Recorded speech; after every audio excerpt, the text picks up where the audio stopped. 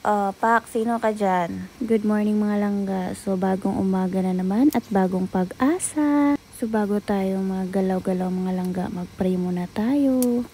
So, ayan na nga mga langga. Antok na antok pa talaga ako. Siyempre mga langga, hindi pwede mag-absent sa trabaho. Kaya bangon. Ayan. Galaw-galaw. So, this is the daily routine ako mga pangga. Morning talaga is magsaing talaga ako ng itlog kasi yan ang babaunin ko. Yan po ang breakfast namin dito mga langga. Hindi na po uso ang rice dito. Kaya ganon. So, kasama na ang itlog namin araw-araw. Egg is life. Ayan. Dalawa.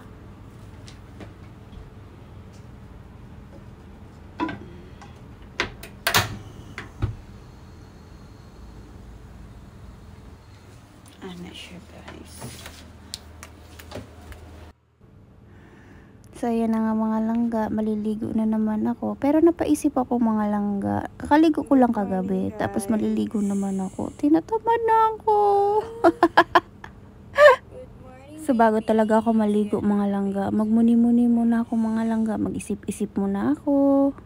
Ganun ba kayo guys?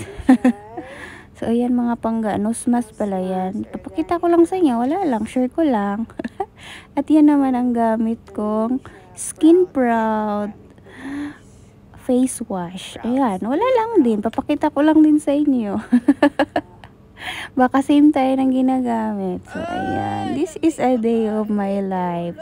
So, sa mga nagala-gala dyan, kung saan man kayo, nag-enjoy kayo, sige, yung iba nasa church, yung iba naman nasa simbaha, sa galaan. So, mag-ingat lang po palagi.